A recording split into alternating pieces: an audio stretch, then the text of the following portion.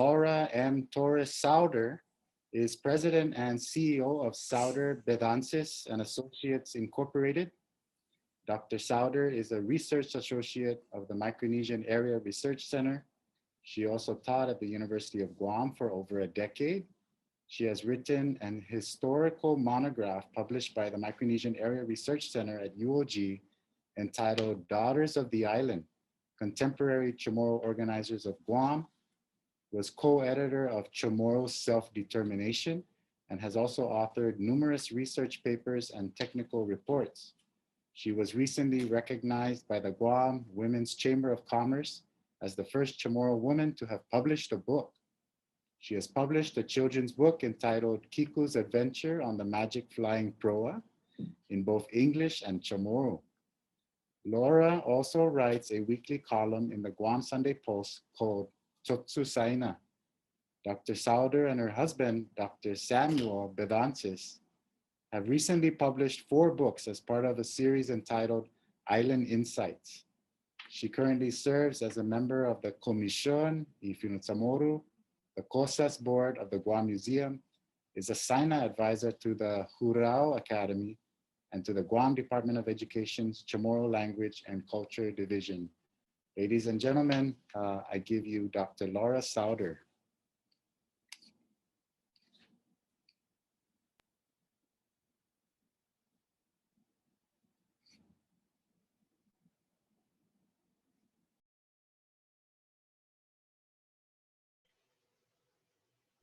Si Dus si Leo, kalan mas pagkadzu gwini na gorpi atan ili chatuhu sa gof pagka lo hafade todo samzo donklu na si Dus maasi pud I finatumizu pago paron hungo kam pud I Kumision I Fino Chamorro. Welcome everyone. We're very pleased to be able to share our Kumision I Fino Chamorro nation building mission and vision with you this evening. So what I'd like to do, if you can bring on the next slide.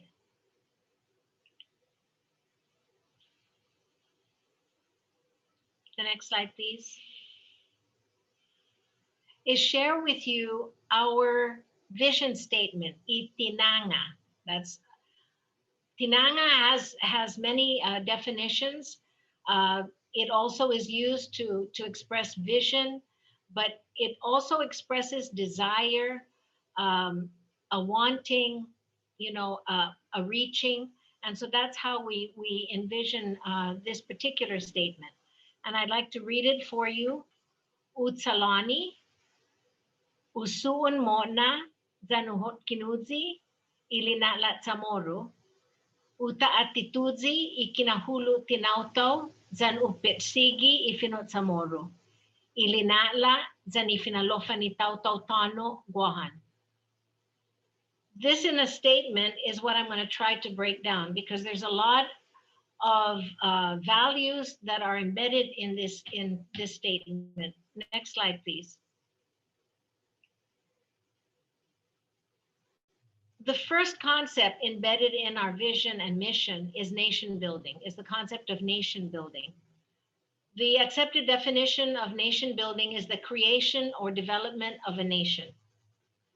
While there's a lot of controversy or healthy conversation around whether or not Guam is a nation, whether the Chamorro people have envisioned themselves as a nation, the fact is to become a nation, we have to lay the institutional foundations. We have to act like a free people and think like a nation state. So knowing that and recognizing that, what does it mean in the context of what the Kumision I Fino Chamorro is doing? Part of what we're doing is to examine where we're at in terms of all the organizations and agencies that are either Chamorro serving or Chamorro centric, and to determine how we can effectively galvanize the resources that we have, the agencies and the missions that they have to really leverage moving forward as a nation of people, as an indigenous people of these islands, right? So one of the ways that we've been able to do that is through our various mandates, beginning with claiming the word Chamorro itself.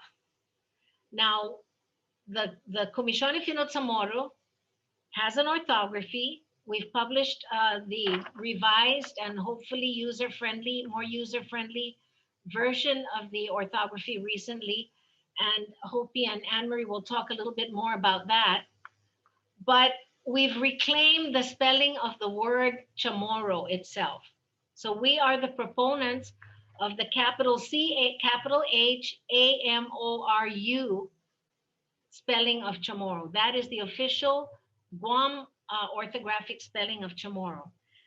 But by doing that, we're engaged in nation building because we're taking a word and we're casting it in the context of our orthography. So the orthography is an important part of this nation building activity. Spelling words the way that our language has taught us about sound and emphasis and infixes and all those kinds of things that Robert had mentioned. We also provide guidance. So whether it's guidance related to Inaftan Manyaynata, you know, that the Department of Parks and Recreation's Historic Preservation Division is responsible for overseeing and making sure that they're treated properly, whether it's our engagement as a subcommittee of the Trademark Commission that the legislature set up in the previous legislature that we were engaged in, defining indigenous properties, indigenous, whether they are tangible properties or intangible properties. What is a sacred site? What does that mean? How do we protect it? How do we relate to it? All of these are components of nation building that we've taken on. And then the Place Naming Commission. The Kumision Fino Chamorro has been identified in our mandate as the Place Naming Commission. So what does that mean? Restore the traditional names to places. We know that place names are connected with genealogies of people who lived in those places. They're the genealogies of the clans. So this is another way of engaging in nation building. Could I have the next slide? Relative to thinking like free people, one of the things that we are trying to facilitate is a discussion away from that space of scarcity and deficits to a space where we can create discourse around abundance, opportunity, and possibility. You know, as colonized people, we often have our default set on tisinya matsokweno, gagid gid sa Guam, hafe federat no parosangan would este. We've sort of programmed our discourse around what we cannot do. So part of nation building is to shift the location of our discourse and create conversation around possibility, around opportunity. And this unleashes our capacity to dream as a people. Nothing gets done without a dream.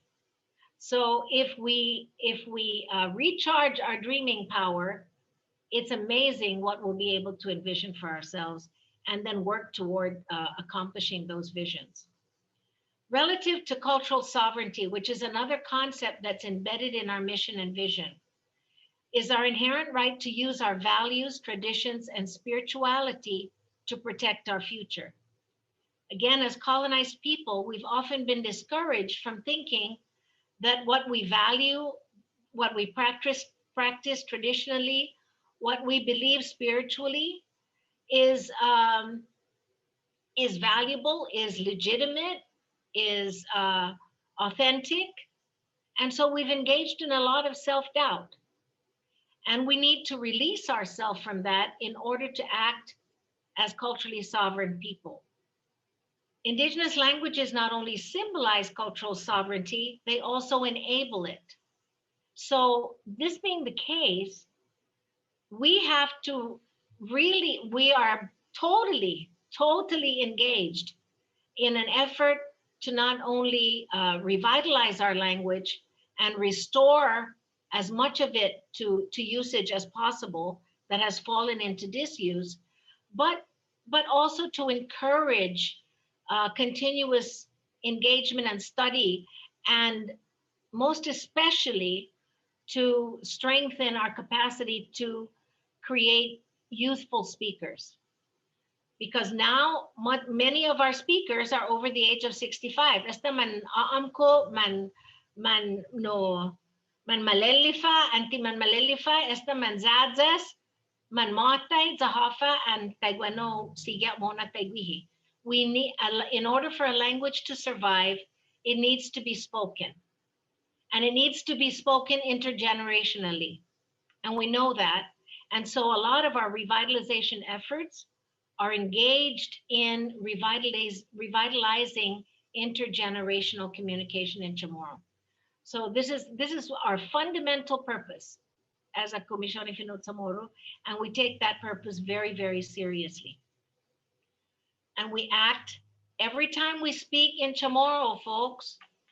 We are exercising our cultural sovereignty, and that's a very powerful thought to keep in mind and to teach to the next generations. Next slide, please.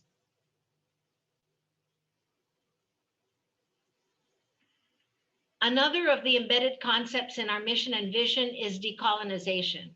If we're not engaged in decolonizing acts, we shouldn't be doing it, whatever it is that we're doing. What does decolonization mean? I love this definition. Decolonization is restorative justice. It doesn't have to be authorized by the colonizer. Restorative justice is something that we have the agency to engage in. And it's through cultural, psychological, and economic, political, educational, and other informal means.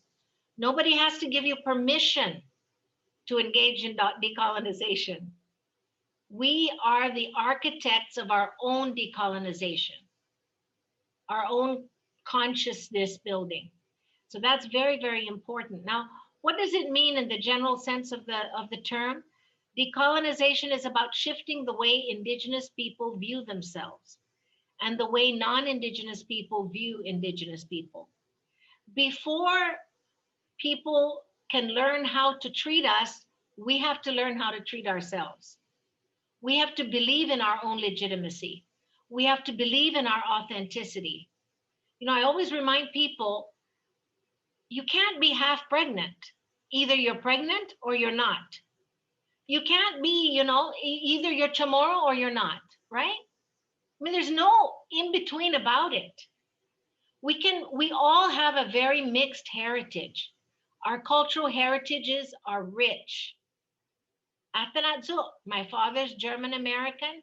Sinanao Chamorro, she has a lot of Spanish, Mexican, Filipino influence in her heritage. We obviously, this blood counting business is not applicable to our reality, but it doesn't mean we're any less full Chamorros. And yet we've been told constantly the last Chamorro existed in 1823 or whatever the case may be. I don't know. I mean, there are many variations of that story. That is not our story, and we have to throw it in the Marianas Trench and stop believing it, because it's not our story. Next slide, please. The fourth concept that's embedded in our mission and vision is self-determination. Now, what does this mean? This is the inalienable right of a people to choose how to govern themselves. Obviously, while the founding fathers and mothers of the United States took this inalienable right very seriously, when they called for their act of self-determination to separate from as a colony from the United Kingdom, there's been a lot of loss of memory about how important this value is to Americans, to the creation of what we now know as the United States of America. The, the definition is amplified when you think about it as the process by which a group of people, usually possessing a certain degree of national consciousness, form their own state and choose their own government. Clearly, we have to take this one step at a time. And so the process of developing a national consciousness is what nation building is all about. And that's what the Kumision Fino CHamoru is dedicated to doing in every way that we possibly can through our outreach. The other day, when I've been listening to the presentations and I've found them very, very informative. I've learned so much from the presentations that I've been able to attend. And one of the presentations talked about the Legazpi expedition and how they were surrounded by the proa and the Galaidi and Chamorros going out to greet the ships.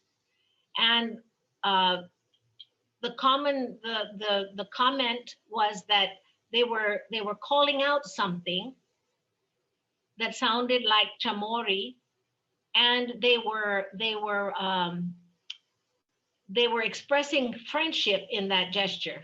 So the presentation toyed with the idea that perhaps that is as legitimately a Chamorro expression as it is a Chamorro word, because the word Chamorro is a Spanish word rather.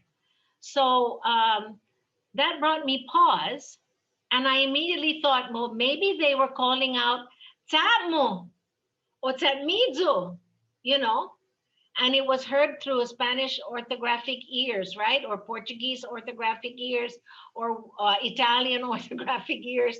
So they didn't quite catch the phrase.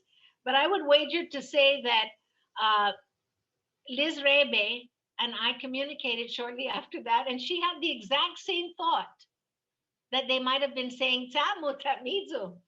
So part of cultural sovereignty, part of nation building, part of decolonization, part of self-determination is to examine the way we use words and what kind of message they convey.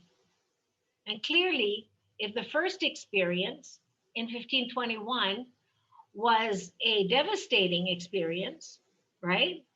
When you consider 8 or 9 people being killed on the shores of Umatat, their entrails being taken from their bodies so that they could feed the scurvy-ridden crews, I doubt very seriously that a mere 30 years, 40 years later, they would be calling out in friendship. But that's my offering of how, as we think about things in a different space, we can come up with other kinds of interpretations, possibilities, opportunities for understanding the reality and calling it in the way that it may not have been perceived before.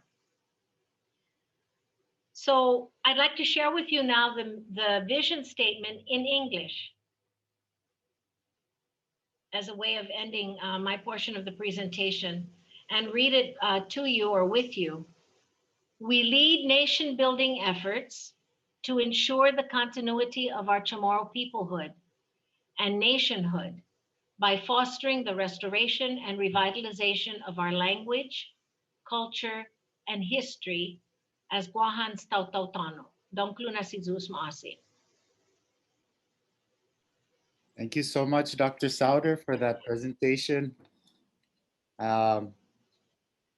This was it was nice to hear the holistic approach, and as I was listening, really thinking about how a lot of what needs to be done to preserve and perpetuate the language has a lot to do with how we see ourselves, reprogramming our hearts and minds, the psychological dimension of ourselves and how we view others and ourselves.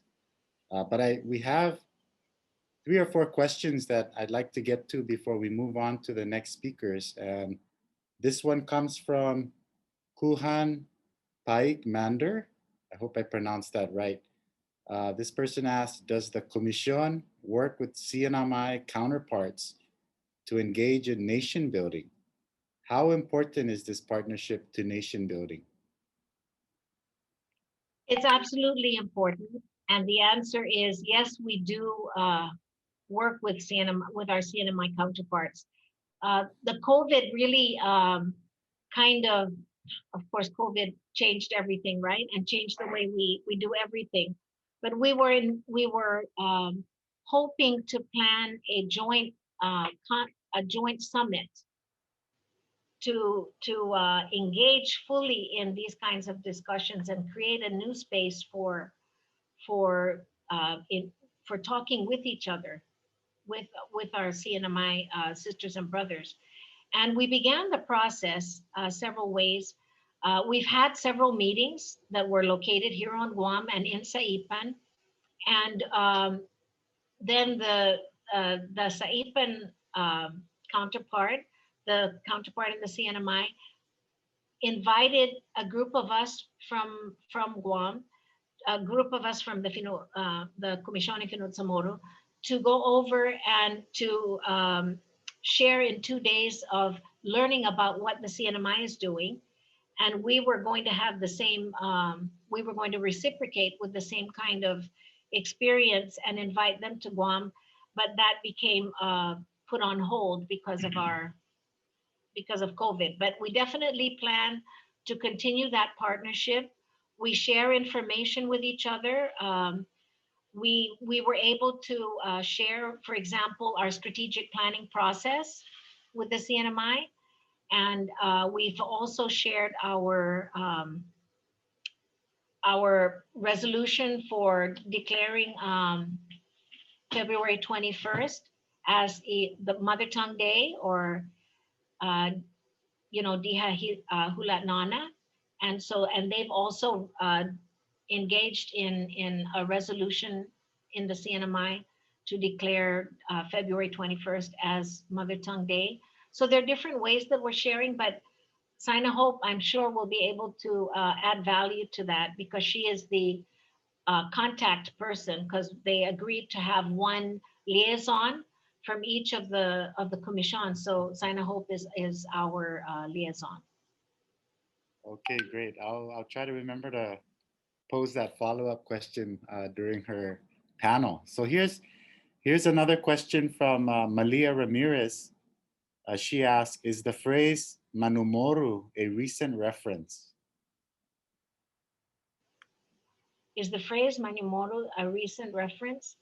Uh, Honestly, Malia, I am not the person to ask. That would have been a Robert Underwood or Anne Marie maybe kind of question, because it's orthographic and relates to the use of that word. But I know that Benedunca in the first phase of the Kumision, in the the first we are the second Kumision. There was a first Kumision that was very active in the 80s and 90s, and I know that she used that phrase quite frequently. But Iman Samoru and Imanyamoru are interchangeable from the perspective of the current commission. And I think that what we've agreed is that it's a preference. It's a matter of preference. Some people Zania mauusa Imanyamoru. Other people use Iman Samoro, so they don't make the alteration in the in the word Samoro. And please, Anne Marie, weigh in when Yeah. you speak. And anuntungo mas pud esti sa tigwaw no tibe fa baban so tigwaw expert gwini na banta. Yes, Tamanai, thumbs up. Okay, so the next question, I'm going to join these 2 questions. It comes from Muturan Choe. I hope that I pronounced that right, and Rufina Mendiola.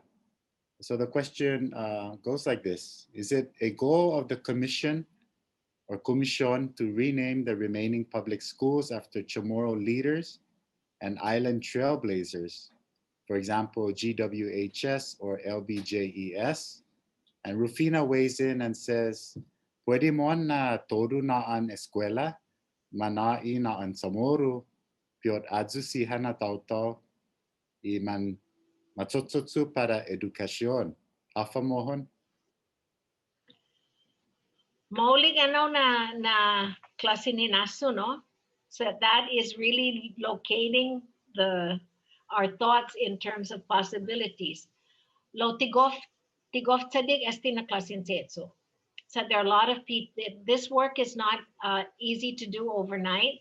The Kumision is not going to sit in a room and sort of arbitrarily make these kinds of decisions. There's a lot of vetting that has to occur.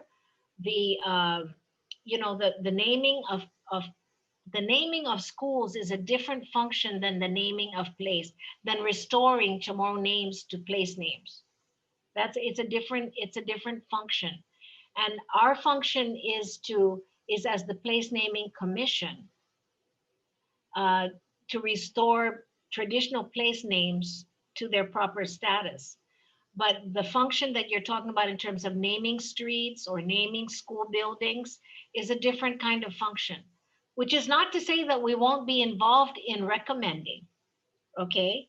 Because we can always provide guidance, we can always recommend. And we're hoping to be able to bring agencies that are Chamorro-centric and Chamorro-serving together in a collaborative institutionalized framework soon, so that we can begin to earnestly make policy recommendations. Because that Fina and the other person who asked the question, those are kinds of questions that we take very seriously to heart. And again, cultural sovereignty is to assert our presence as legitimate. And so why not name schools, not after dead presidents that we never knew and had nothing really good to do with us, but rather name them after people in the community that we can honor for their great work. So I think that the Kumision would embrace that kind of effort moving forward sa Tapatiki Mona. Okay, thank you. We'll go to one final question before we introduce the next speakers. This question is from William Hernandez. William asked, the Chamorro nation of 2000 BC to 1700 AD still exists, but was occupied and currently by the US. Would it be acceptable to say that the Chamorro are rebuilding their nation that was once free in 1685? You know, William, I'm not sure that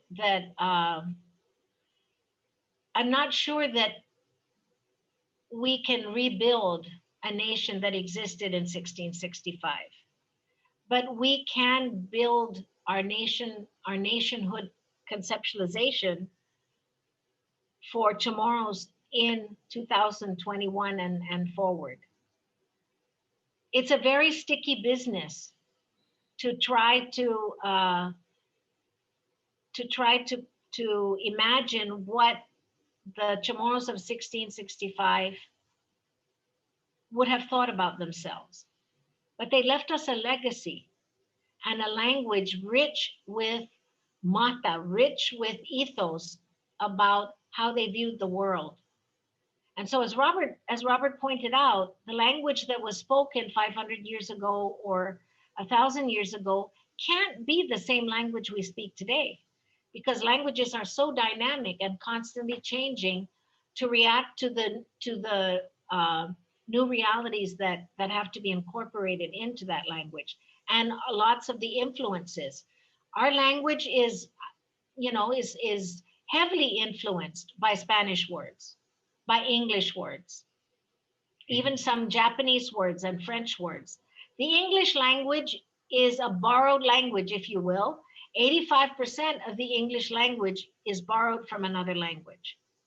So that's a healthy thing, because it demonstrates that that people, that the language is alive, that it's dynamic, that it has the capacity to transform itself and to change. Those languages, those indigenous languages that don't have the capacity, have been the first to suffer extinction. So, um, so obviously, by the same token, it's hard to imagine what nationhood may have meant to the Chamorros who were living in 1565. But we as Chamorros have a legitimate right to shape our own concept of nationality, our own concept of nationhood. And so I would, I would put. I hope my response is clear that